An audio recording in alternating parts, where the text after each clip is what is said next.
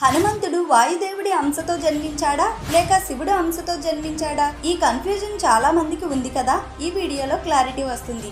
అహల్య గౌతములకి అంజనాదేవి జన్మించింది. ఆమె వనవిహారానికి వెళ్ళినప్పుడు అగ్నిదేవుడిని చూసి నవ్వినందుకు అగ్నిదేవుడు కోపంతో నీవు వానరానికి తల్లివవుతావని శపించాడు. అయితే కుంజరుడు అనే వానరుడు శివుడికి తపస్సు చేశాడు. శివుడు ప్రత్యక్షమయ్యి నీకు కొడుకు పుట్టే యోగం లేదు, కానీ ఓ కూతురు దొరుకుతుంది. ఆ పిల్లను పెంచి పెద్ద చెయ్యి. ఆమె గర్భాన నా అంశతో ఓ కొడుకు జన్మిస్తాడు అని వరమిస్తాడు. కొద్ది రోజులకి అహల్యని శపించి గౌతముడు తన కూతురి అంజనిని కుంజరుడికి ఇచ్చి వెళ్ళిపోతాడు. శివుడు వరం ఫలించిందని ఆమెను ఎంతో సంతోషంగా పెంచి కేసరికి అంజనిని ఇచ్చి వివాహం చేస్తాడు. కానీ వారికి సంతానం లేకపోవడంతో వాయుదేవుడికి తపస్సు చేయగా ఎన్నో రోజుల నుండి శివ తేజస్సును ఒక పండు రూపంలో మోస్తున్న వాయుదేవుడు అంజనాదేవికి ఇస్తాడు. అది తిన్న అంజనాదేవికి శివుడు తేజస్సుతో వాయుదేవుడి వరం వలన హనుమంతుడు జన్మిస్తాడు. జై శ్రీరామ్.